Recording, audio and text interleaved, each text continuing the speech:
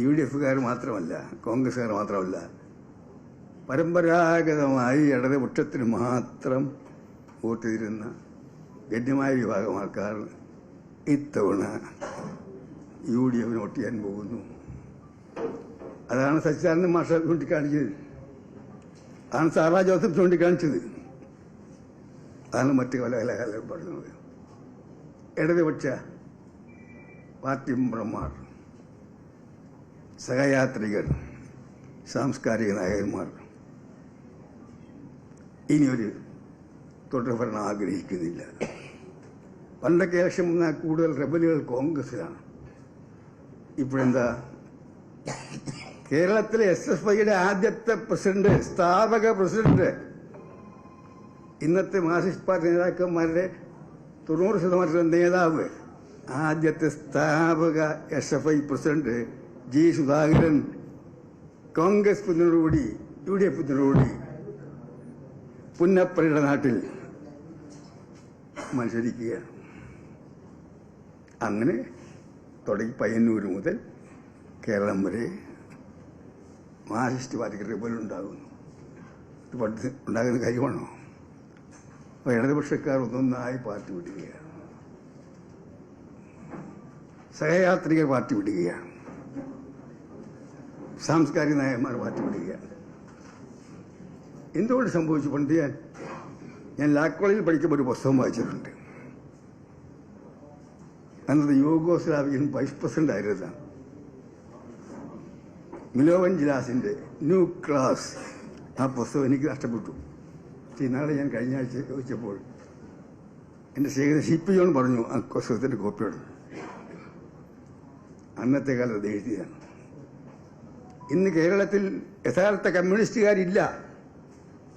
Marxist അവരൊക്കെ നേതാക്കന്മാർ new ക്ലാസ്സായി മാറിയിരിക്കുന്നു, പുതിയ ഭരണവർഗമായി മാറിയിരിക്കുന്നു, അധികാരികളായി മാറിയിരിക്കുന്നു, കമ്മീഷണർമാരായി മാറിയിരിക്കുന്നു. ഇങ്ങനെ പോയാൽ കേരളം ബംഗാളായി മാറും. 35 വർഷം തുടർച്ചയായി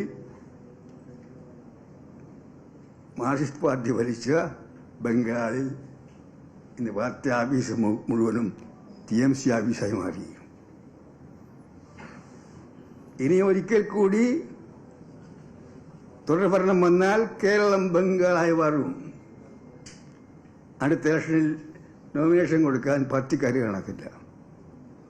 പക്ഷെ കമ്മ്യൂണിസ്റ്റ് കേരളത്തിൽ അങ്ങനെ ഇടതുപക്ഷം നശിക്കണമെന്ന് ഞാൻ ആഗ്രഹിക്കുന്നില്ല.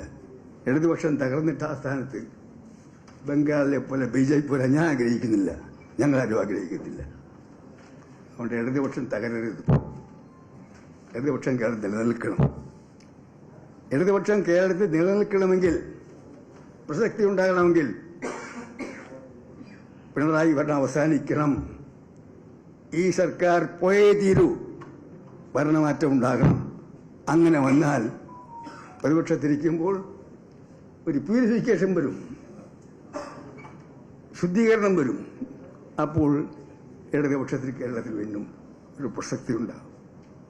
അതുകൊണ്ടാണ് ധാരാളം ഇടതുപക്ഷക്കാർ ഇത്തവണ UDF-നെ കിട്ടാൻ പോകുന്ന ചരിത്രപരമായ വിജയത്തിന്റെ പ്രധാന ശില്പികൾ ഇടതുപക്ഷ വോട്ടർമാർ തന്നെയായിരിക്കും. അവരുടെ കൂടി പിന്തുണയോടുകൂടിയാണ്. BJP-യെക്കുറിച്ച് അധികം പറയുന്നില്ലേ. ഈ മണ്ണിന് പറ്റിയ പാർട്ടി അല്ലത്. കേരളത്തിന്റെ മണ്ണിൽ ഈ വിത്തിന് അധികം നാൾ വളരാൻ സാധ്യമല്ല. ഇത് മതമൈത്രിയുടെ നാടാണ്, അത് സൗഹാർദ്ദ നാടാണ്.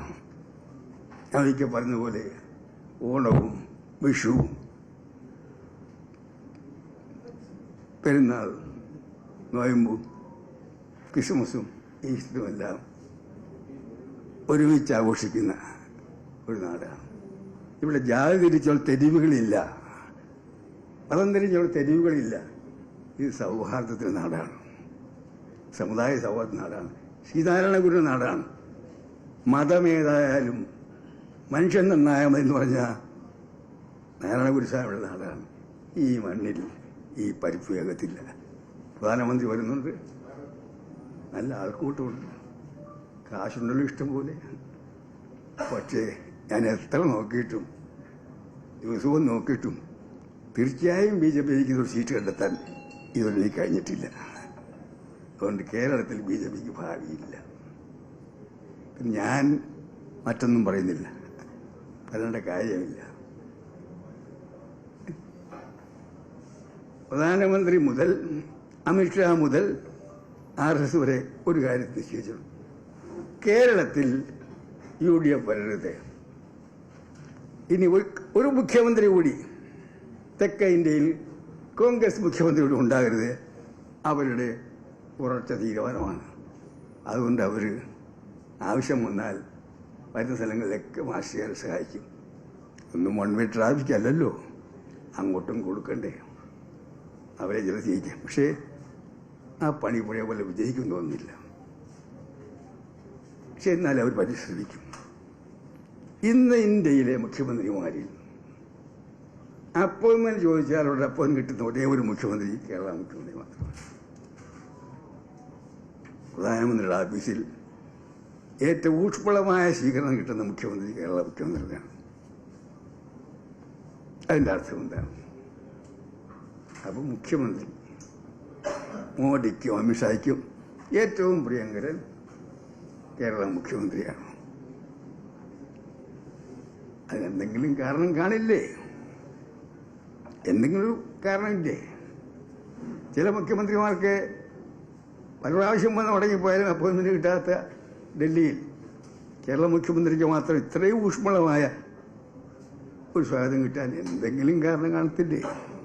അതിനപ്പുറമുള്ള കാര്യം ഞാൻ പറയുന്നില്ല, എൻ്റെ വാക്കുകൊണ്ട് പറഞ്ഞ് ആഗ്രഹിക്കുന്നില്ല, എൻ്റെ നാക്കുകൊണ്ട് പറഞ്ഞ് ആഗ്രഹിക്കുന്നില്ല. ഏതായാലും ഒരു കാര്യം തീർച്ചയാണ്, വാക്കുകൾ എന്തായാലും പദപ്രയോഗം എന്തായാലും കേരളത്തിൽ BJP മാർക്സിസ്റ്റ് അന്തർധാര ഉണ്ട്. പാണ്ഡൻ നായയുടെ പല്ലിന് ശൗര്യം പണ്ടേ പോലെ വലിക്കുന്ന പോലെ ആ അന്തർധാരയോടൊന്നും ഇടതുപക്ഷം രക്ഷപ്പെടാൻ പോകുന്നില്ല. കേരളത്തിൽ ഇടതുപക്ഷത്തിന് ഭരണം അവസാനിച്ചു കഴിഞ്ഞിരിക്കുന്നു. തുടർഭരണമില്ല. ഇവിടെ മെയ് മാസം അവസാനത്തിൽ തിരുവനന്തപുരത്തെ രാജ്ഭവനിൽ കൊത്തും കുരവുമായി സത്യപ്രതിജ്ഞ ചെയ്യാൻ പോകുന്നത് UDF ഗവൺമെന്റ് ആയിരിക്കും. അതിനെ നയിക്കുന്നത് ഇന്ത്യൻ നാഷണൽ കോൺഗ്രസിന്റെ ഒരു നേതാവായിരിക്കും. അത് നിങ്ങൾ കൂടി സ്വീകരിക്കണം. കാരണം നിങ്ങൾക്കും സ്വതന്ത്രമായി പത്രപ്രവർത്തനം നടത്താൻ ഞങ്ങളുടെ കാലത്ത് സ്വതന്ത്രമായി സെക്രട്ടേറിയറ്റ് ഇറങ്ങുന്ന നടക്കാൻ നിങ്ങളും ശകാരം കേൾക്കാതിരിക്കാൻ നിങ്ങളും സഹായിക്കണം.